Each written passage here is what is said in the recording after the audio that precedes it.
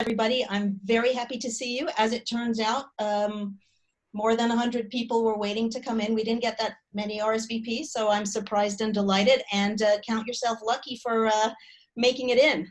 And welcome to a theater and theology discussion, not our usual format, but this is going to be great. And the reason it's going to be great is that I have the great privilege of talking tonight with Rabbi Herzl Hefter, who is the Rosh Beit Midrash of Beit Midrash Har'el, himself an innovator, a leader, a thinker, a shaker-up of norms. And we will probably be talking about that, I hope. That's the plan. Rav Herzl is also my neighbor, so I'm lucky for that. And I get to talk to Dr. Erica Brown. She is the Mayberg Center for Jewish Education and Leadership Director. She's been doing education and leadership for many years, and I know this personally because Erica was my teacher 32 years ago when I was a teenager in England. Though I don't sound it anymore. So it's very nice to see you again.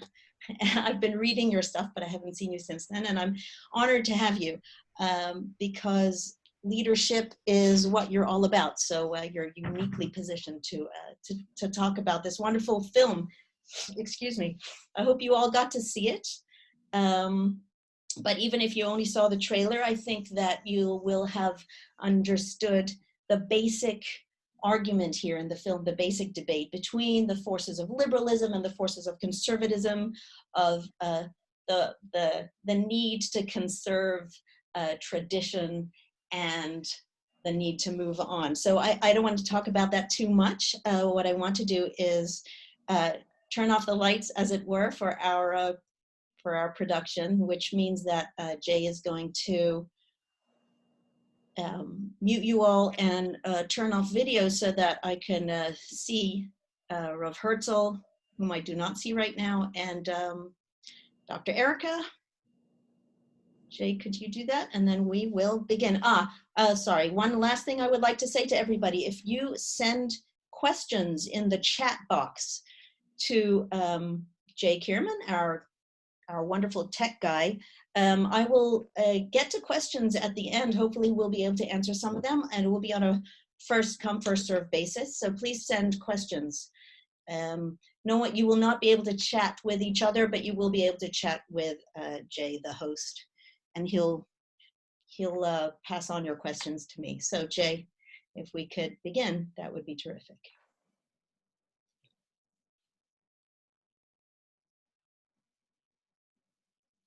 Okay. Let me know. Manually turning off everyone's videos right now. You can begin. Great. So I don't see Rav Herzl. You don't see me? Now I see you suddenly. Good. So I'd like to start. I guess I'll ask Erica first, and Rav Herzl, I'm going to ask you the same question, so be prepared. I'd like to know if there was something in particular in the film, this wonderful film, that you particularly identified with, or something that made you recoil in particular. And I'd like to start from there because that's what interests me. Yeah, thank you. Yael, it's a delight to see you again. We both look younger, may I say, all these years. But I actually really want to thank you for bringing me back to the film. I saw it months ago, and now revisiting it added a whole new layer. I think one of the things I appreciated, there were a lot of light moments, you know, them sharing pizza, you know, the current Pope, the future Pope sharing pizza, watching soccer, discussing the Beatles, and then having this little encounter where Pope Francis, the future Pope Francis, you know, challenges Pope Benedict that he doesn't know who Eleanor Rigby is. So there were a lot of light moments.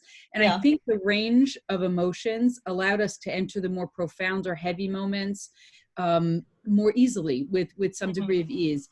I want to actually just share because I wanted to get this dialogue exact. An encounter between the two of them that was a really profound moment for me.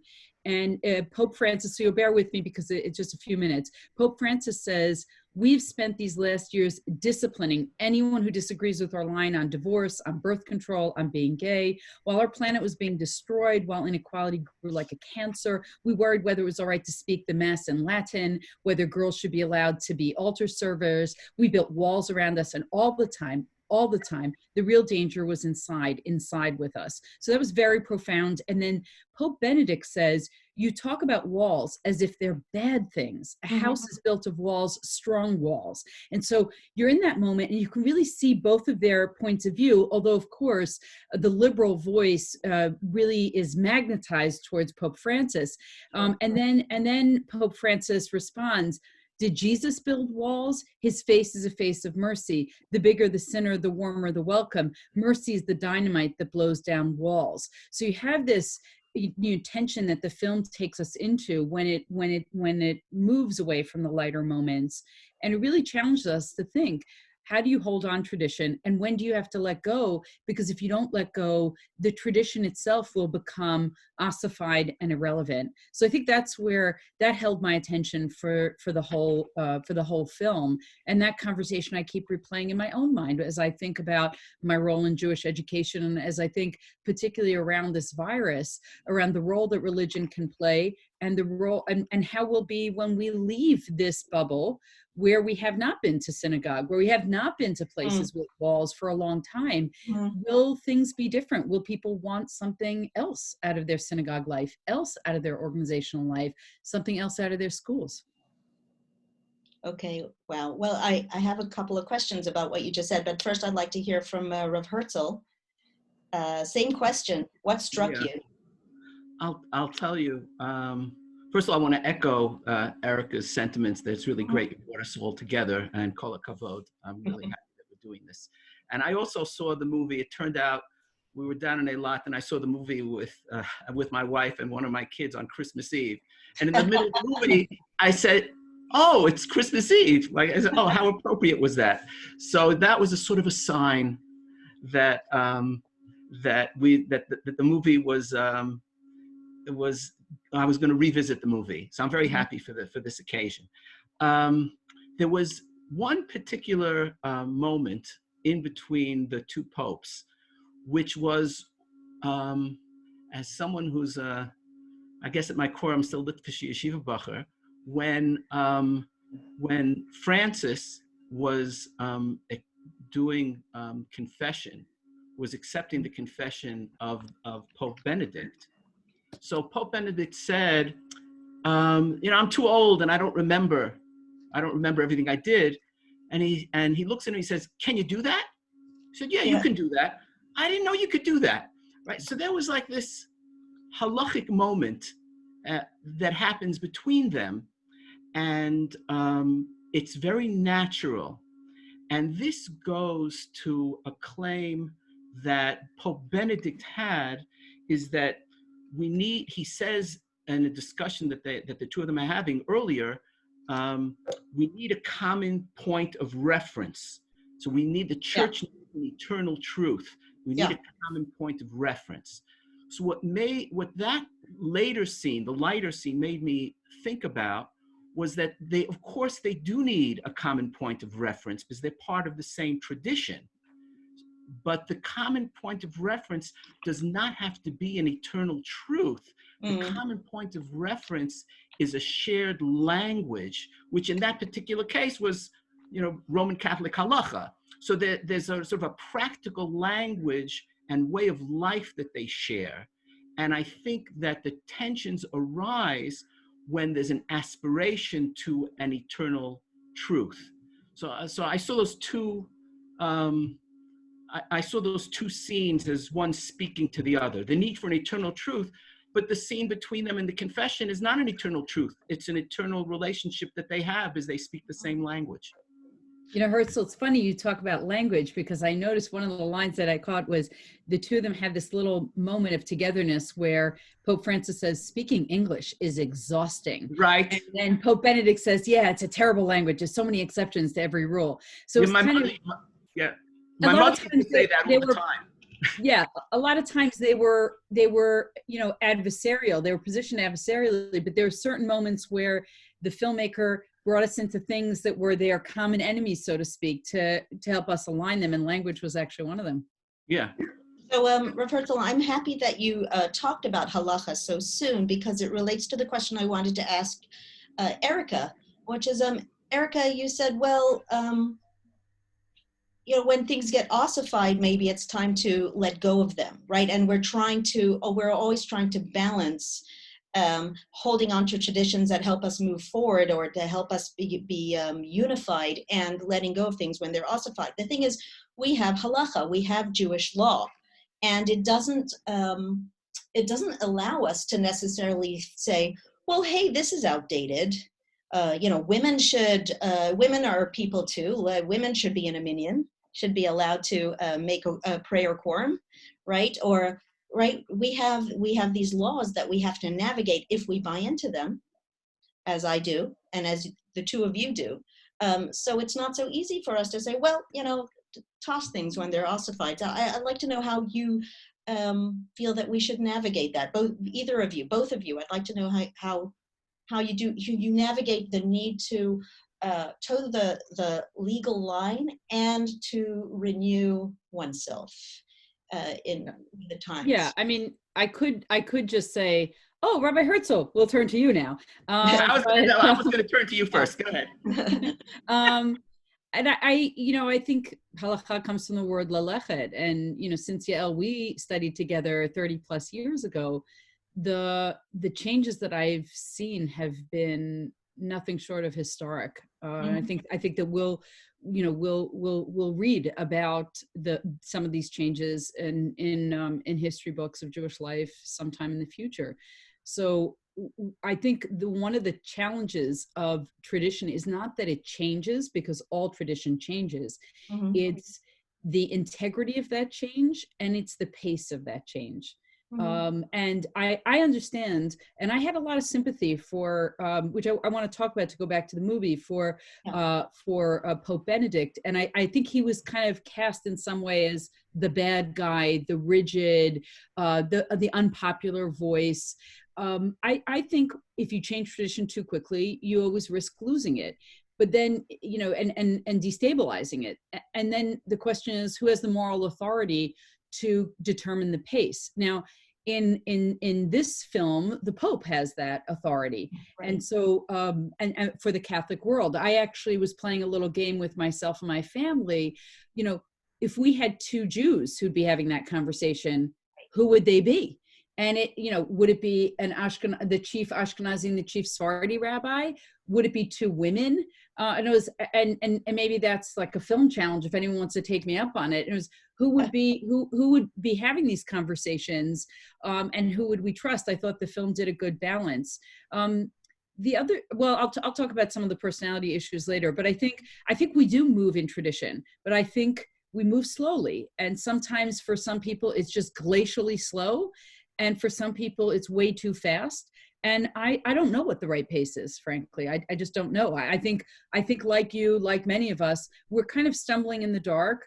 I think that because I think we have a real dearth of religious leadership in the Orthodox community right now. I think we're certainly seeing, and I won't say something's too controversial, that some of the anti-science, anti-medicine strains in more right-wing orthodoxy are forcing people in the centrist Orthodox camp and other Jewish populations to really question if we can use the same labels anymore, and if some of these labels are just inaccurate, and they themselves have to be changed. And I don't know what they're changing themselves into. Okay, Rav Herzl. Yeah.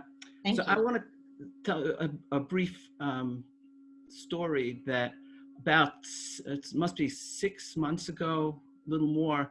I was at a conference in Italy between Catholics and Jews in a 14th century monastery. And I was invited to speak about change in halacha as it applies to women. Yeah. And my student, Miriam Camarini, who's in the crowd someplace, she directed me in terms of, she said, the people here are interested to know, by what authority did you do what you did? What did you Because do, they're Rav? Catholics, and there's a lot of emphasis on authority. I So, think you need to tell the audience what you did.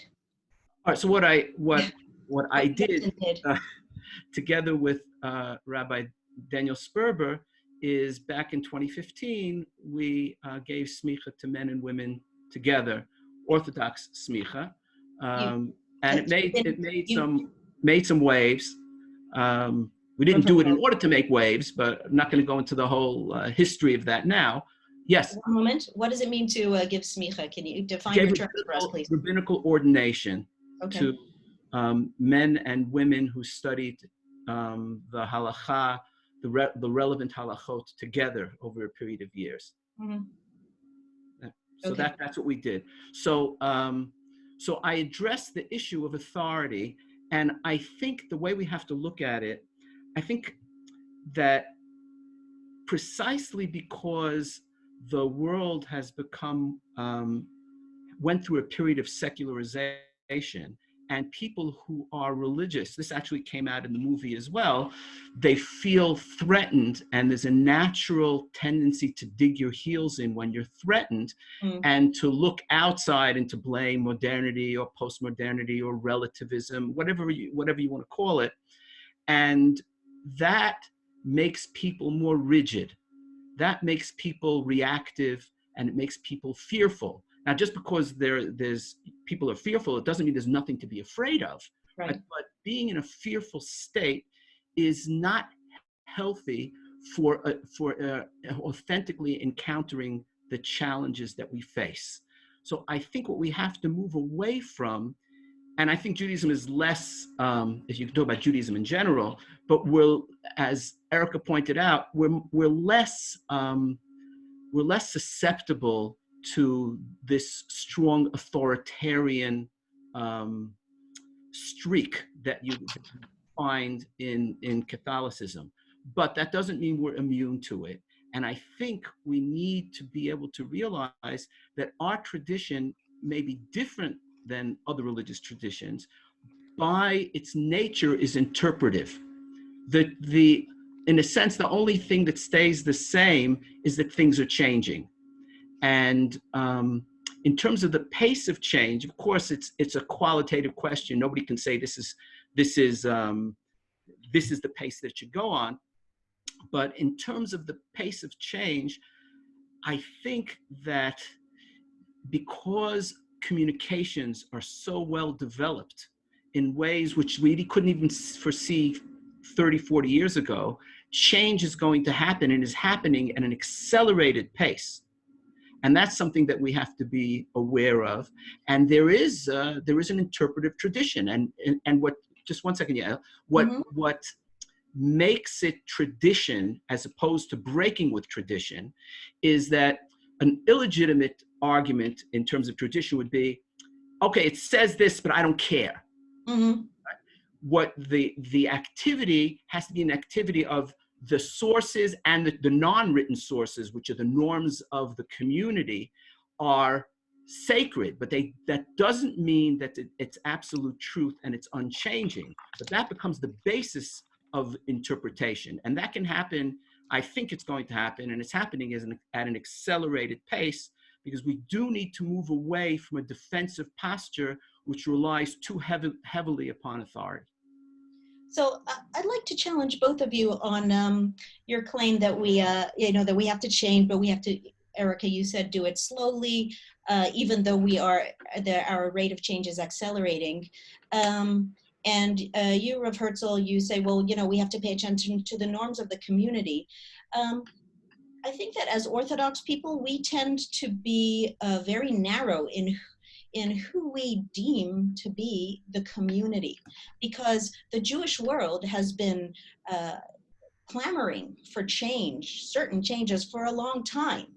right? And we haven't necessarily been listening because perhaps, and you can tell me if I'm wrong, if you think I'm wrong, we don't deem people who are outside of the doxy, the orthodoxy that we ascribe to as part of the community. But I would say that I would ask, certainly a woman who is an aguna, a woman who is chained by Jewish law in a marriage in which she does not want to be, does not think that the rate of change in Jewish law right now is appropriate. And I wonder, is it the role of Judaism or any religion to hang on to tradition when some people are suffering, maybe for the greater good in its own mind at least? Or is it our role to do everything we can to help people, to allow them to move forward? And should we be paying attention to the rest of the Jewish world, the non-Orthodox Jewish world, and what they believe is right and appropriate, and follow suit, as we are following suit, but very slowly? Or should we stick to our principles, and if so, why? It's a big question, but I'll throw it out there. A long question, sorry. And anyone who either of you can jump in first. Erica? I'm fine for you to take I'm happy to jump in, but go ahead. Well, I want to just clarify. I was really talking about the film, and I think the film is a very different conversation when you have a leader at the helm who has been selected by a group of cardinals who have long established relationships and reputations with specific communities. They represent the global community. I thought that the filmmaker did that very beautifully. The tensions, the political tensions around who gets elected, and the tension between being humble and seeing oneself as not worthy versus seeing oneself as the right kind of talent for the position. I think when you're dealing with the doctrine of infallibility, it's just a totally different question about leadership. We do have a chief rabbinate in Israel. In America, we don't have a central voice.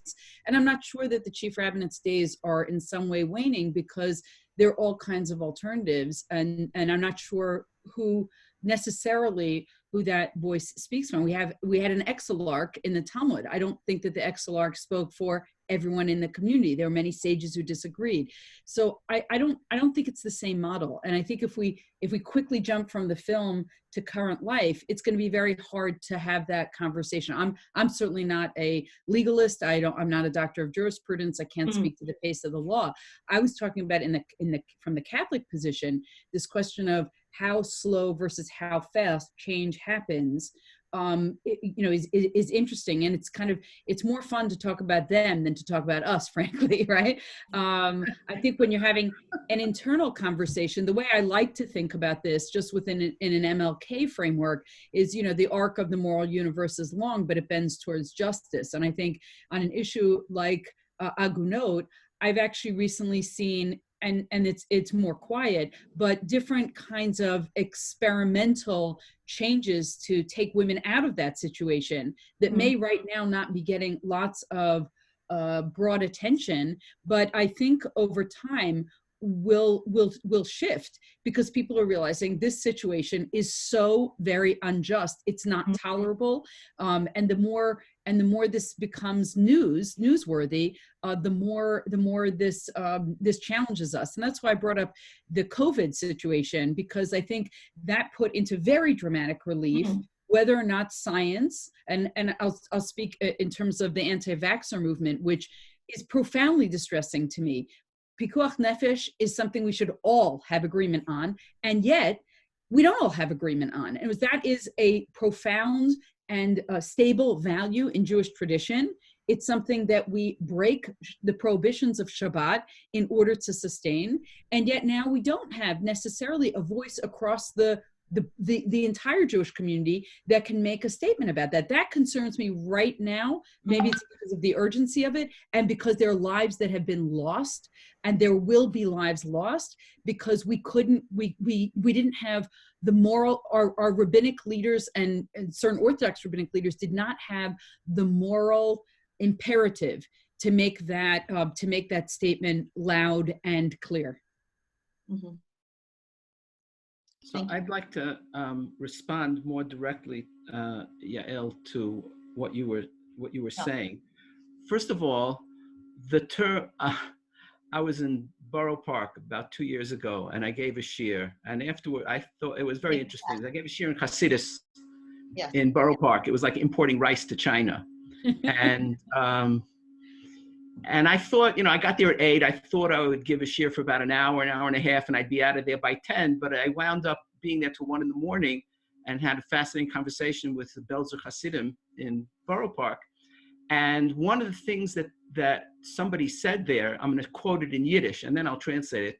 He said, "Sie haben gemacht an avodah zarah von orthodoxy." People made orthodoxy into idol worship. Yes. In other words, the term orthodoxy does not appear in the Shulchan Aruch.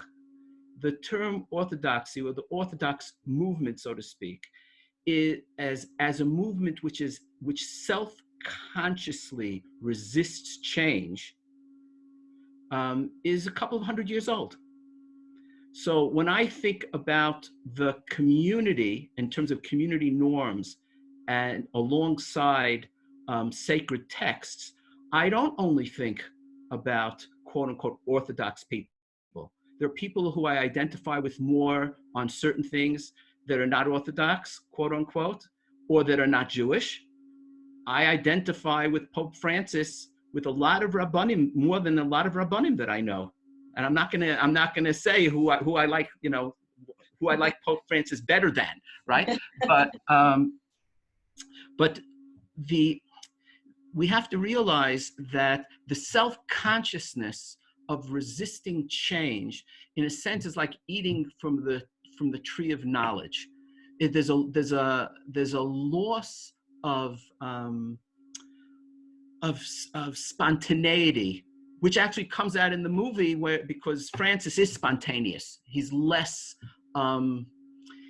calculating, right? He doesn't want the job. He's not campaigning for the job, right? But there's a with the conservatism comes a loss of spontaneity, and I think it's a very, very serious challenge to step back and to say, okay, we have to learn how to judge what's coming in from other Jews who do abide by the halacha, what's coming in from other Jews who do not abide by the halacha, what's coming in from the world at large, whether it's the West or the East, and how do I process all of that?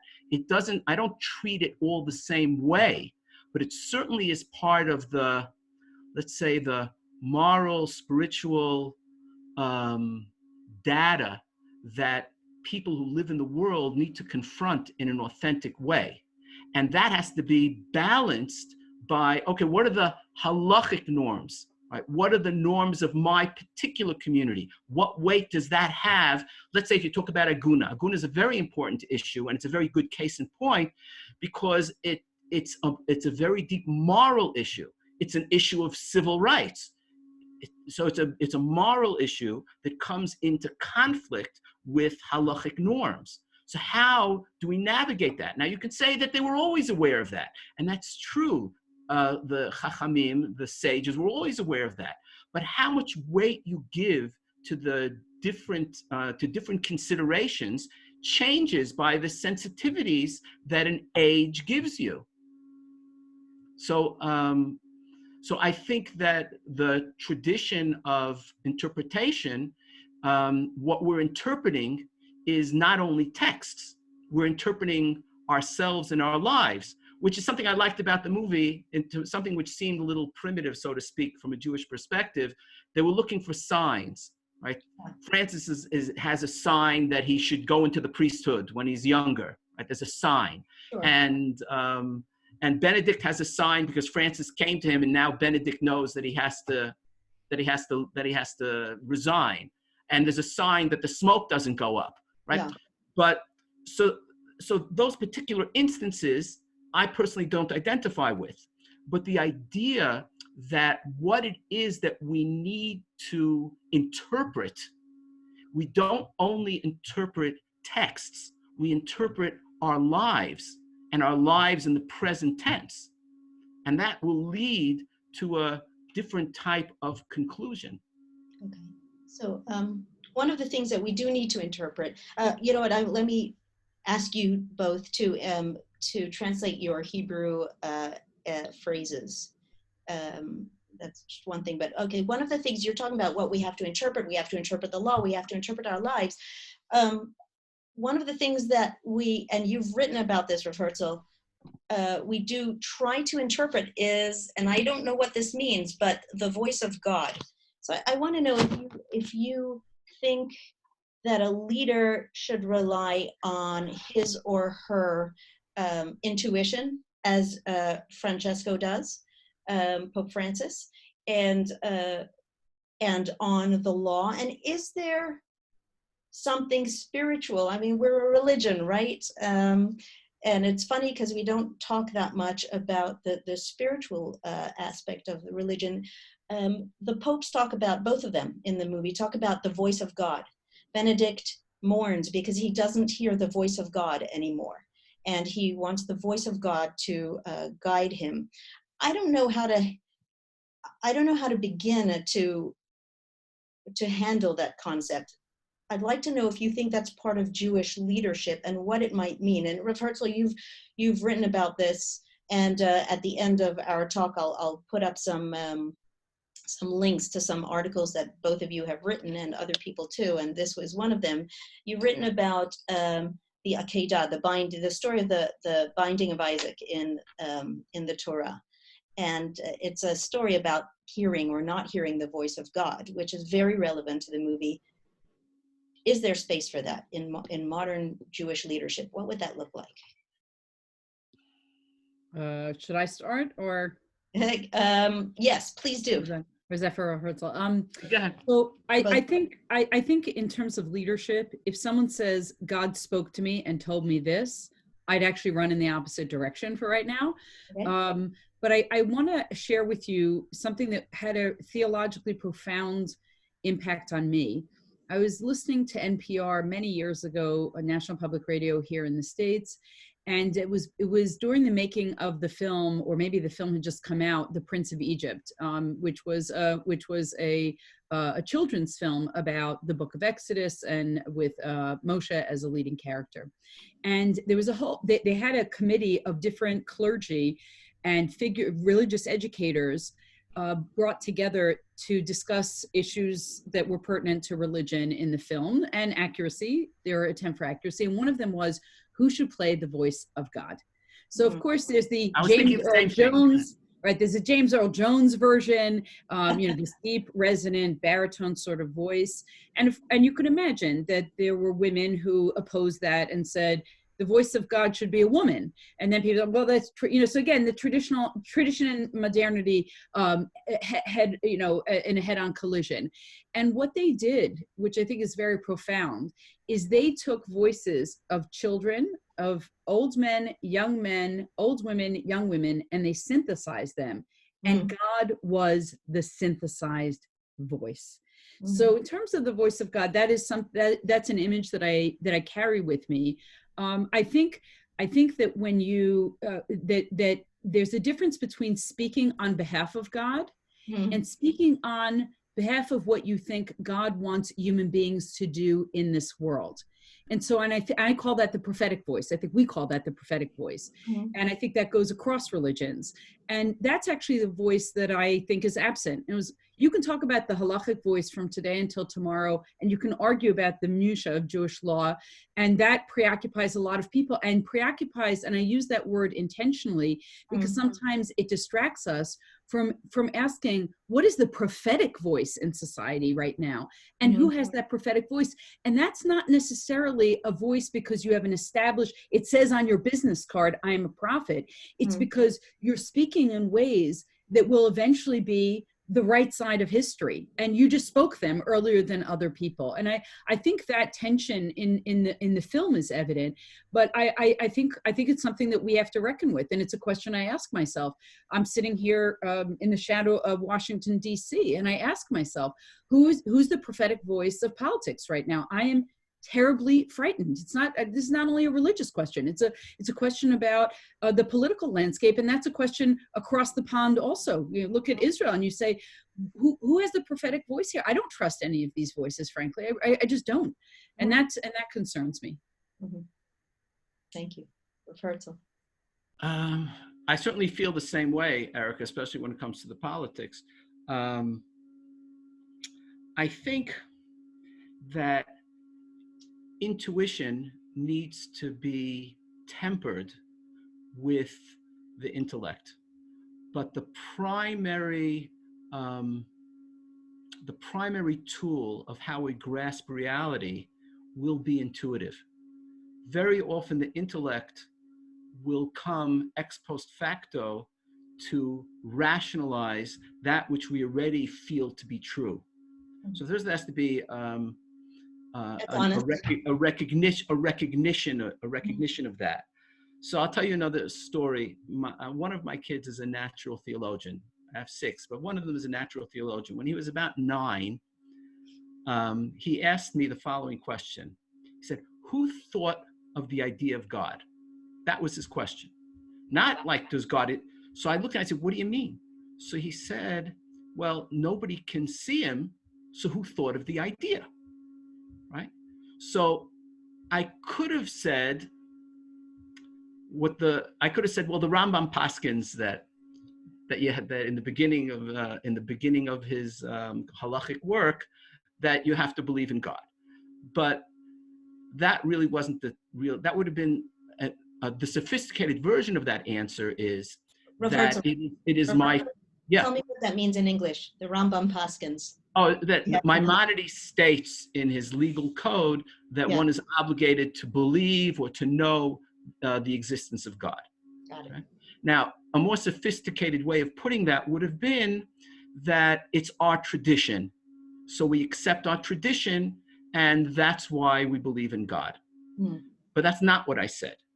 I gave him, in a sense, the Hasidic response, and alongside that, it's also the liberal Protestant response. I was thinking of Schleiermacher, that people felt God in their hearts, and that's why they believe in God. And, it's a few years later, he's still frum, so I guess the answer sort of worked, right? Wait, Herzl, can I just interrupt for a second? Yeah. When my oldest was 5, she asked me, is God a boy or is God a girl? So I said, God is not a boy and God is not a girl. So she said, oh, I get it. God is parv. Anything of the parv. Don't, anyway, not the God of the Bible. Don't tick him off. He's not parv. Actually, the other point, I was thinking about the movie The Prince of Egypt also, but I remembered the voice of God differently than you. I was with you until you got to the conclusion. I remember that the voice of God for Moses, was Moses' own voice. That's how I remember it. That he heard God as his own voice. And I thought that was very profound. That relates to what you've written. Yeah, right. That it certainly does relate to what I've written. In other words, I think we have to stop being naive and say we never really crawl out of our own skin, and we never crawl out of our own heads. When you hear something, whether it's verbalized or it's a very powerful intuition which feels very, very real, that even if you feel that it's coming from the outside, it's a sense of the outside, but it's your inside sense of the outside. So it's really, at the end of the day, it's your voice. Then the question is, so then what is there beyond that? So that's where it becomes a matter of faith. That the voice that I feel as the voice of God in me at times, I'm not talking about that I'm personally, that I'm a prophet, right? But we feel at different times, we can feel an inner conviction which drives us. So that voice, the question is, well, is there something outside? Well, I certainly can't prove that there's something outside, but that's where faith comes in, that there's a nikuda, there's a one point that's generating that, right, as a matter of faith. So I think, yeah, go ahead. Ratzinger, Pope Benedict says to Bergoglio at some point, when Bergoglio questions him, he says, "No, I know my motives are pure." Mm. And that seems to be part of the process of deciding whether my inner voice is my ego or not. And it seems that Benedict went through that, and he has confidence when he says my motives are pure. And that really struck me. But I wanted to ask you a question about. You know how you know his? I just want to comment on that. You know how you know his motives are pure? No. Because he resigned. Mm-hmm. In other words, he acted what appears to be against his self-interest. So everyone is commissioned to analyze their own motives, and no one acts out of pure, acts 100% altruistically. Mm-hmm. Right? We're sitting here, we're having a discussion. We want to share Torah, we want to share our thoughts, right? But there's other reasons that we're sitting here. Sure. Right? So there's, we try to work on ourselves to act as altruistically as possible. And that's the most that you can ask, but it is very demanding. You're right, because so I identified with that in the movie. Benedict says, if the Curia had if I thought the Curia were going to resist my resigning, I wouldn't do it, because he felt it was important not to cave in to I don't know. I actually don't exactly know what he felt, but he felt like it was important not to cave into others' perception of what was right, and to do what he felt what was right. But in this statement, he was really revealing himself not only as a religious leader, but as a politician. He was maneuvering the whole time. And Bergoglio says at the beginning of the film, reform needs a politician. So it seems that they both agreed that religion or religious leadership needs political savvy. And I wondered, Erica, or you too, Rav Herzl, but Erica, since you teach leadership, I wondered if you think that there is a place for politics in religion. And is that a proper place for a religious leader to be focusing?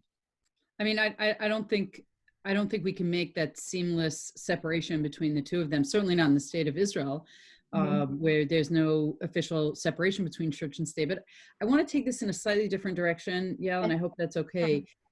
One of the things that I think drives the decision to leave is that the two of them have very different personalities. We've been focusing on their different opinions about tradition and the pace of change and the legitimacy of change. But when you look at these two people, they're really classic extrovert versus introvert. And so when Benedict, likes to be alone, he liked to eat alone, he liked to listen to music alone, he walked in the garden alone, one sense that he didn't need Francis's company as much as Francis needed his company. And there were lighthearted moments when they were together, but those also became sort of snapshots or glimpses that took them out of their normal personalities. And or I shouldn't say took them out of their personalities, but didn't necessarily highlight the personality differences between them. If you look, and I'm not a student of the papacy, but if you look carefully, and I have been following Pope Francis, he may seem liberal, but he has not taken a lot of liberal positions on things.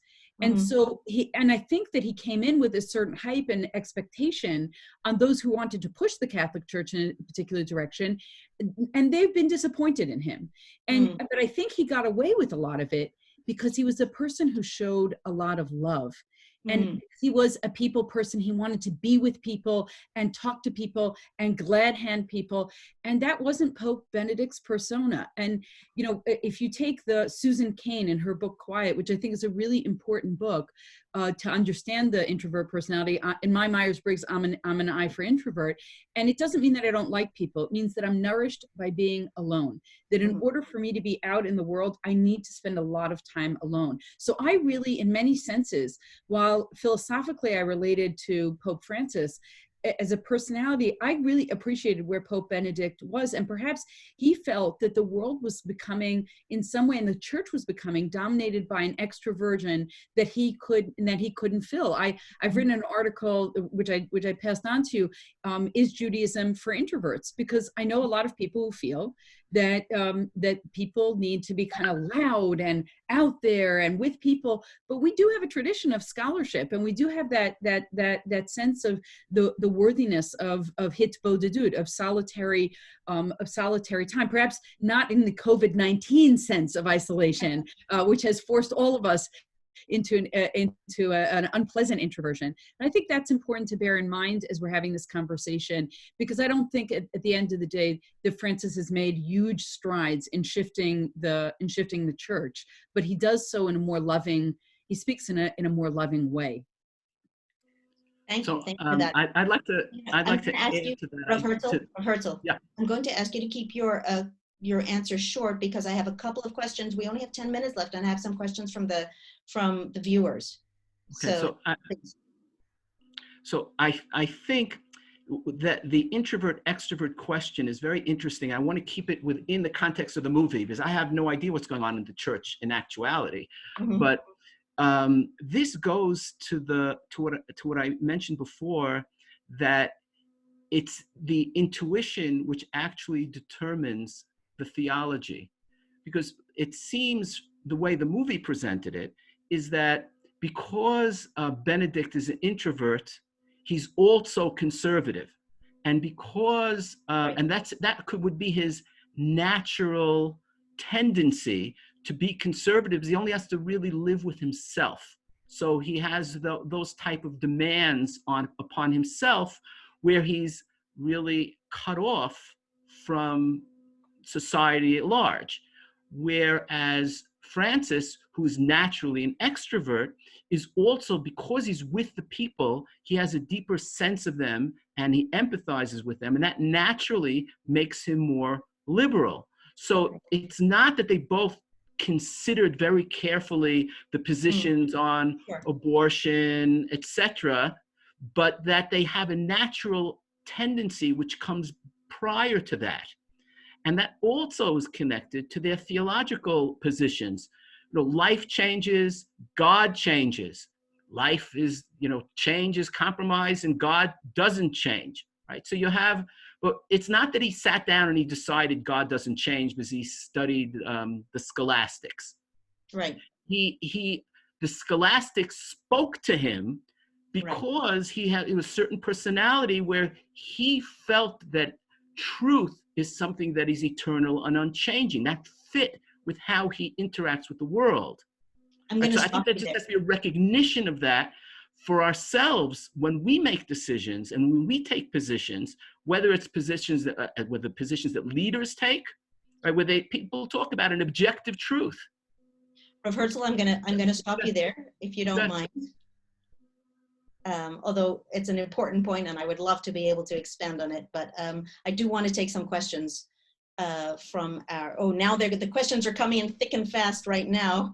We're not going to be able to take all of them. One person here wrote, and I think that I mentioned this before seeing the question, says, I have the unfortunate feeling that this discussion assumes Judaism is only halachic Judaism. I think that, and it saddens me, why the assumption that everyone listening is Orthodox. And thank you for that question. I think that we talked about that briefly, perhaps not sufficiently at length. I have a question here. Why do both of you think that there are more young people leaving centrist Orthodox Judaism, despite its openness to modern science and culture, than are leaving right-wing Haredi and more closed Orthodox Judaism? And what can we learn from such concerning change and stability in halakha, in Jewish law? If either of you want to Yeah, I think it's a very good question, actually. I'm going to jump in. Yeah. I think it's an excellent question. And first of all, I want to say I have not been having this conversation with an Orthodox lens and trying to push away from it because I respect the person who's frustrated. These are issues that we're dealing with, political issue, larger issues, the issue of religion's relevancy in the world, no matter what denomination you're in or actually what faith community you're in. This issue of, I think, first of all, we're seeing in the world of politics and religion a move to extreme fundamentalism, literalism, right-wing behavior. And I think because so much in our world is uncertain, especially now, the desire to have someone say with certainty, I have the truth, I know the way, is I think it's a natural impulse that we have to fight diligently and vigilantly against. And I think other people feel like, why fight it?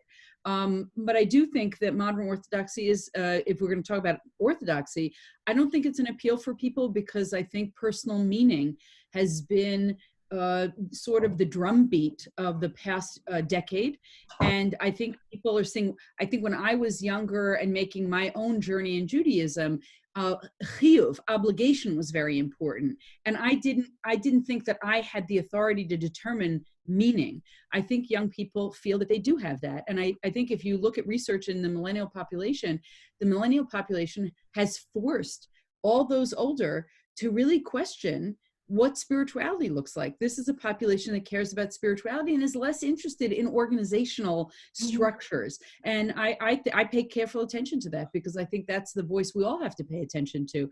Now, again, to get back to that question of walls that the movie introduced. So what are the new walls? There have to be some walls because there have to be some boundaries so that we can actually name and define things. It can't be formless, but it can probably take the form that it's taking in order to appeal to people. Thank you. Rav Herzl, I'm going to in order to get to more questions, I'm going to ask you the next question rather, I'm sorry, then let you answer the last one. The next question says, Pope Benedict was not just towing the line, he covered up for priests violating young boys. By the way, that in reality, Pope Benedict is the one who removed the priest who was Maciel, who the movie was talking about. So in reality, Benedict was not the bad guy in this case. Just so you all know, he covered up for priests violating young boys. Although of course it does happen. Pope Francis was very quick to absolve Benedict of that sin during confession. At what point, if any, should sins be unforgivable? Rav Herzl. Yeah, that's a tough one. Look, A good one. The truth is, it's a very easy answer. Okay. The forgiving of sins is what happens in between. Let's take a practical application, right? There are many things that are attributed to Shlomo Carlebach, right? Yes. Repeated, by many women. Right? So I tend to believe them that, right? So, but what his relationship with Rabbi Shalom in Olam HaEmes, his relationship with God, right? Yes. Right? And that's between him and God. I don't need to be the one to forgive him. It's not called upon me to forgive him. Whether he hasn't apologized. He didn't apologize to any of those right. No, so we can't let him off lightly, right? No, so first of all, he's not alive anymore. But if he was alive, right, then it's a different story. It's not about forgiveness. The victim can forgive if they so choose. But what we have to focus on is protecting people from predators. Right? I'm not interested in, like, he can say he did tshuva, he can say he repented. That's all fine. And that I've identified very much with what Francis said, that repentance and forgiveness is not sufficient. Is there are people that need to be protected. So what happens, so here, this is, I suppose as Jews, we have an advantage because nobody ever asked me to forgive them their sins, right? And I don't expect anyone will, unless they did something to me, then they can ask them for me to forgive them. But I can't speak for God. I don't have such pretensions, even in my most prophetic moments. No, but I want to say, I'm just deeply immersed in this because Deborah Lipstadt and I are co-writing a book on forgiveness, and so we've been studying the church. And one of the things that's fascinating is, besides the fact that there was no protection, there are victims who needed to hear someone in the church say, "I'm sorry." Right? So I don't want to minimize. Of course, protection is of the essence. Doing something, and he does say in the film that that repentance is insufficient. But there's another piece to this, which is there's a symbolic saying of sorry, saying I'm accountable, I am fallible, which is critical. And so I will say this because I'm in regular contact with people, bless you, who have suffered at the hands of rabbinic abuse. And there are people who have gone to jail for it, and they still haven't said sorry, which means they still haven't given any of those people they affected any acknowledgement that they were accountable. And I think that's highly problematic. And I think that's on us to push as a community for predators to actually acknowledge the pain that they've caused people. That's a powerful answer. I'm going to go to another question. I'm going to read out what the question says, but we're not going to, I'm not going to dwell on it, although it's a good point. Buenos Aires, 1998. The future Francis giving a fiery sermon against walls. Nice in theory, imagery, the occupation wall in Jerusalem, complete with Palestinian epithets. The very same ugly wall that has saved the lives of countless Jews. Okay, why insert this particular visual? I'm not going to read the whole question.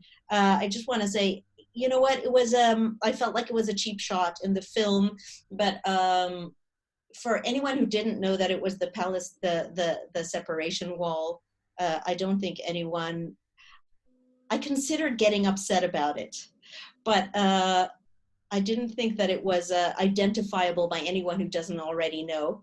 Although this person writes, I'm reminded once again of the deep-rooted pervasiveness of anti-Semitism.